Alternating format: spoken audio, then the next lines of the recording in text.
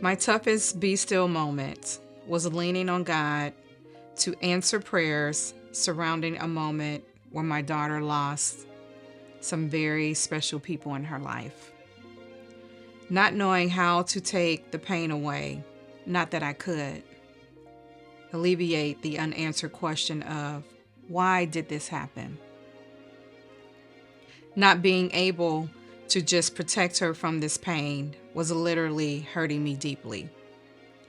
I was a walking zombie for about 2 weeks until she and I was able to sit and talk, where I did more listening than anything.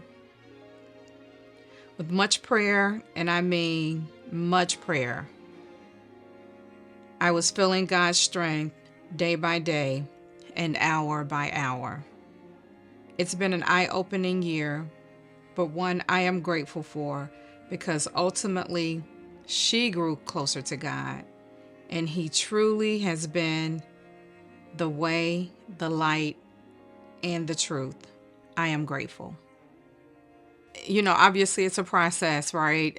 Because I have given birth to this person, and I feel very, I feel the weight of what God has entrusted to me because He allowed me to give birth. And so each moment has been different, but what I will say is that I have learned to trust her making these decisions and just reminding myself that, she has to have her own process. There are things that she has to learn, and I am not going to be with her every single moment, nor am I going to know all of the things that she's going through, because I have to remember too, I was her age and all of the things that I didn't tell my mom, right? But then also just making sure she had good people around her, even her friends. So that was helpful. And then knowing that she had people to talk to when she couldn't, talk to me or her dad. And when she left for college, because it was during COVID, it was really odd because I wanted her to stay home, but at the time she was attending Xavier, and they wanted the students to be, especially the freshmen, to be on campus. That gave me some comfort because she was literally like 5 minutes away. However, I still went through, I feel like a moment when I felt like I didn't have any control.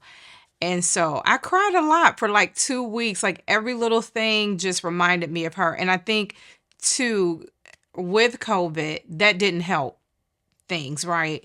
But when I saw that she was resilient and could navigate life and all the things that we have instilled in her and watching her grow, I'm like, this girl will be okay, because that was always my mission from the time that she was very small, like teaching her how to be a good person, having compassion and empathy, raising her in church. And so to see that develop, as she was getting older, I felt really good about it. And now, because we didn't get to have a graduation and do all the celebration because she graduated during COVID, doing the graduation and all of that, it still really hasn't hit me quite yet. And I'm sure it will once she moves away and I can't see her every day or once a week or whatever that is. But I mean, I feel like we're in a really good space. And just hearing her friends talk about her and our family at her graduation party, I literally was like, we did a good job. So I feel really good, but I know the tears will come. I know they will come, but it's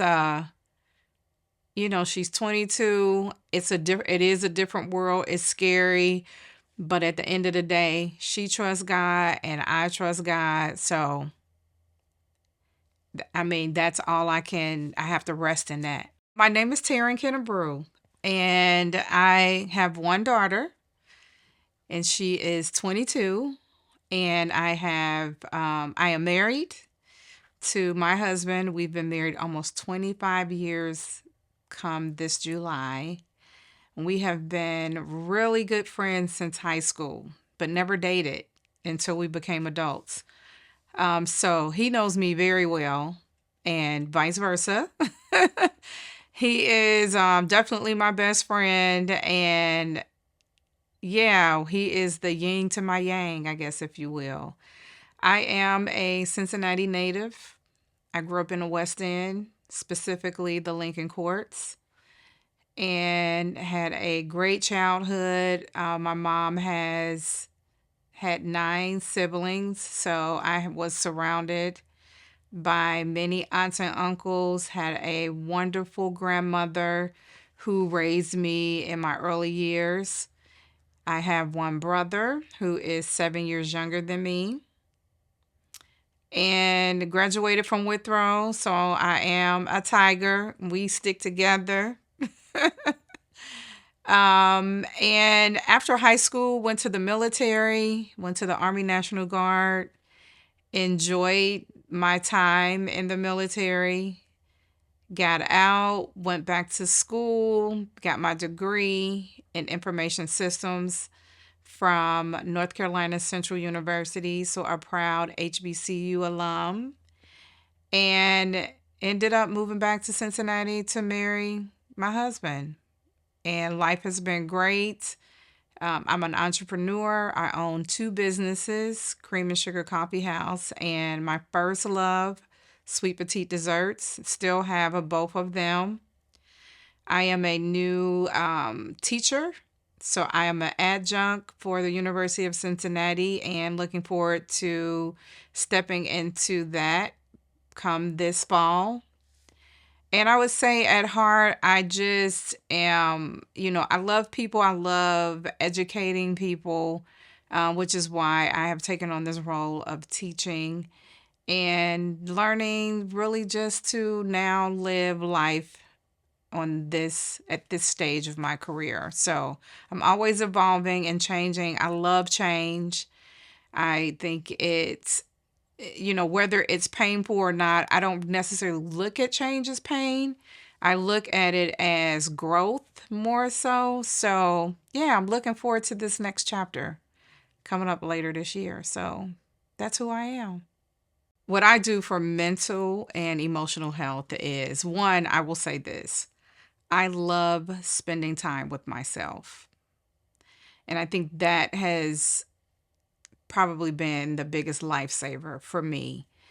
I was raised in that way to take care of myself. My mother instilled like just doing things to pamper yourself. And it has stayed with me over time. I feel like it is more prevalent now that I'm getting older. Um, I pay attention to it a lot more. So I do spend a lot of time to myself. I have to have my me time every single day. It is necessary.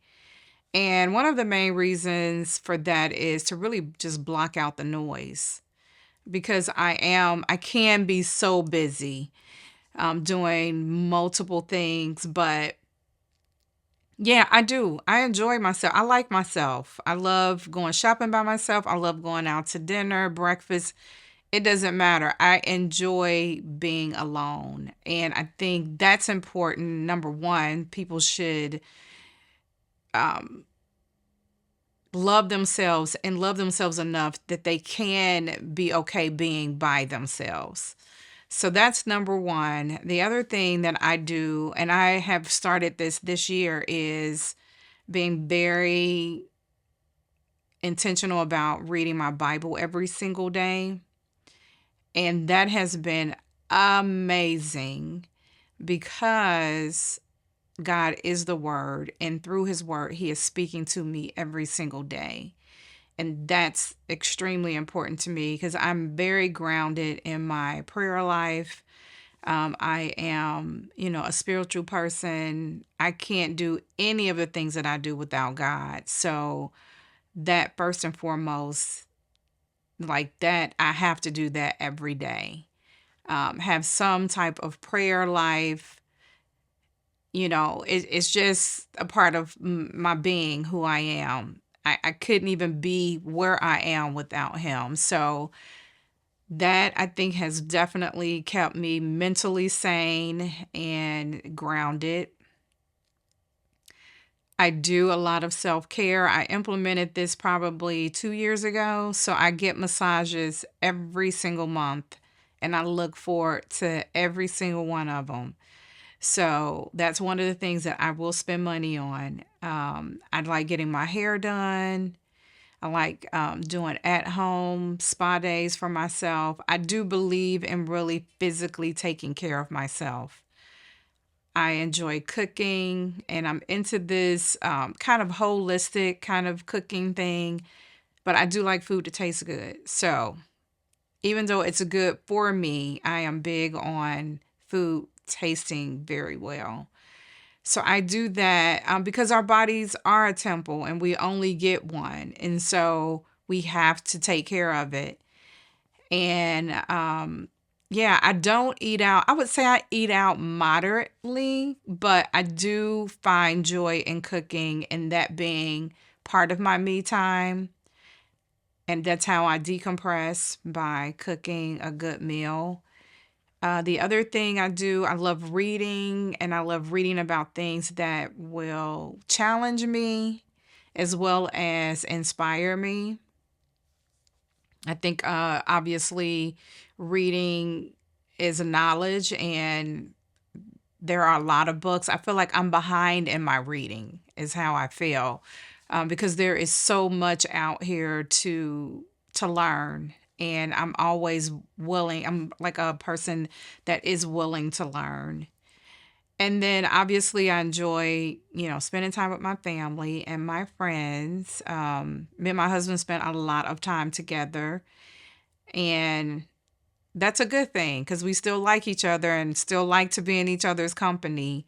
So we take lots of walks and have a great conversation and act silly and do all of that stuff. And then finally, I would say, probably since the pandemic has ended, we have been taking a lot of vacations.